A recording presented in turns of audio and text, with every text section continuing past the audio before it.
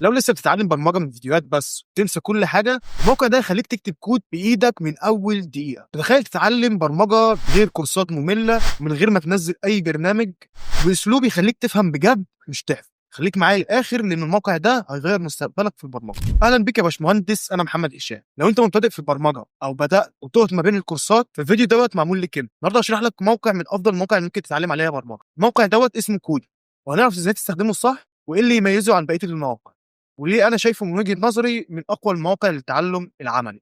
اغلب الناس بتقع في غلطه واحده: بتتفرج كتير وتطبق قليل. موقع كودي فكرته مختلفه خالص، بتتعلم وبتكتب الكود وبتغلط تتعلم الصح. ما طولش عليكم، يلا نشوف على الموقع نفسه.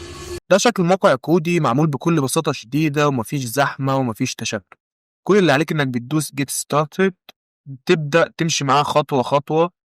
بيقول لك على شوية حاجات كده: جبتني منين؟ مثلا من اليوتيوب. بيسألك كام سؤال كده، وبعد كده بتخلص الأسئلة دي لو مش عايزها تدوس سكيب. بعد كده بتبدأ تختار اللغة اللي انت هتشتغل عليها.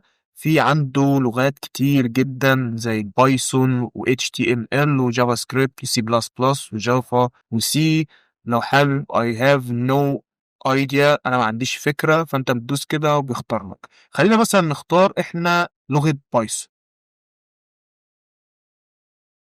بعد كده بيجيب لك why are you learning Python، يعني انت ليه بتتعلم بايثون.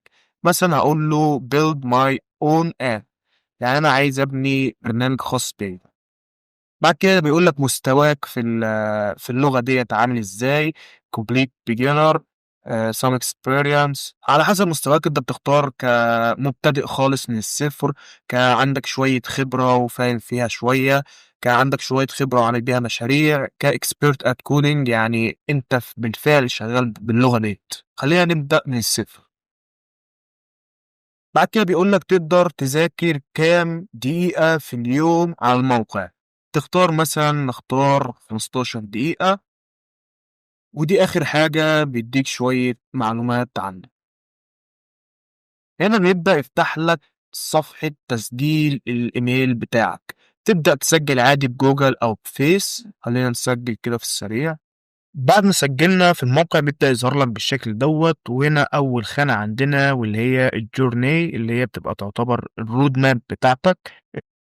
اللغة اللي أنت بتختارها متقسمة لشوية سيشن، تمام، لغاية الأدفانسد كونسبت، واللي هي بتقدر بعد كده تعمل مشاريع خاصة بيك.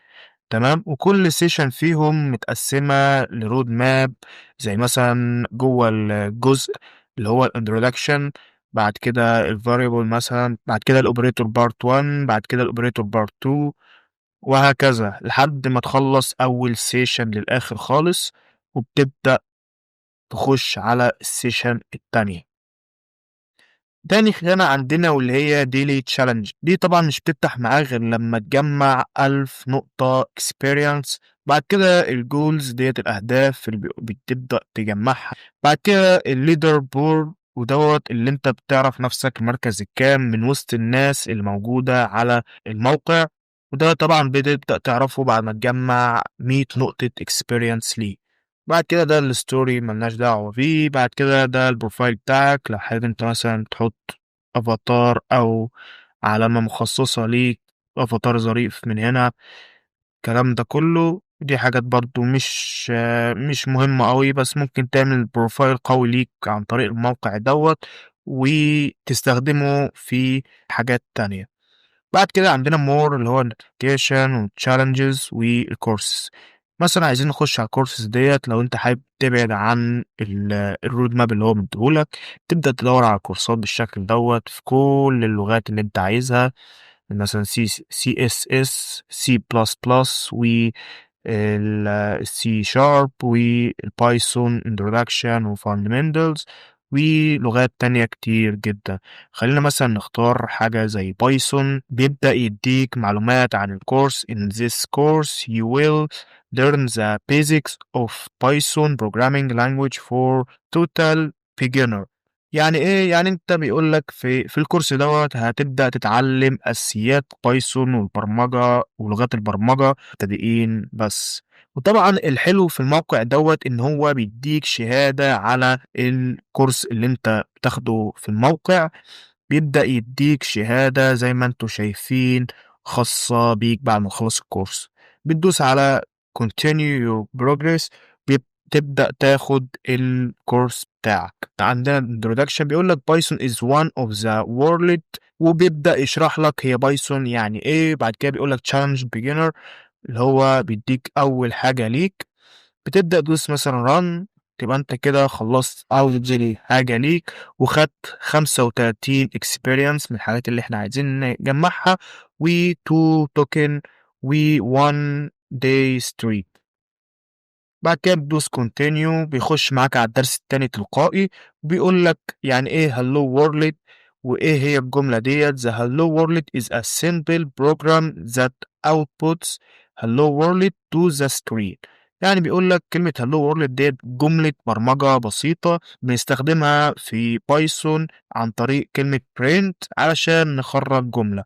فمثلًا هنا بعد ما خلّصت أنت الدرس بتاعك وفهمت هو عايز إيه، تبدأ يقول لك انسخ الchallenge use the code view to write a program that outputs hello world.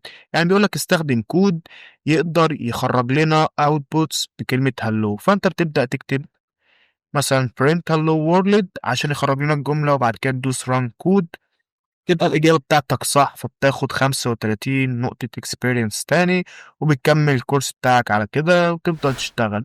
لو وصلت لحد هنا يبقى أنت فعلًا مهتم بالبرمجة والفيديو دوّة هيفيدك. موقع كودي هو مش سحر، بس هي أداة قوية جدًا لو عرفت تستخدمها صح. اكتب لي في الكومنت تحت لغة البرمجة اللي ناوي تبدأ بيها. ما تنساش اللايك الجميل والاشتراك عشان المحتوى دوّة يوصل للناس أكتر. أشوفكم الفيديو الجاي.